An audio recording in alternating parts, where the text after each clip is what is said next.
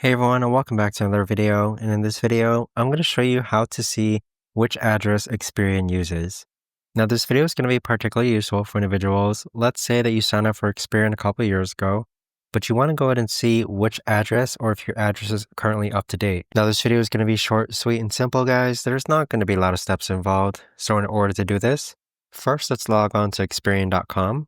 Next, we're going to click on this upper right hand corner, then click on your account. Now make sure you're on the tab that says account information and then go ahead and scroll all the way down. So on this page here, you should be able to see your address right over here. And that right there is the address that Experian has on file. So you could actually go ahead and edit that address, and that's the address that Experian is actually going to head and use. But there you have it, guys. That right there is the best and easiest way that I know of to actually go ahead and see what address Experian is using. If you guys know of a better or easier way to actually do this, let me know in the comments down below. I would love to know. Thanks so much for watching, everyone, and I'll see you guys all in the next video.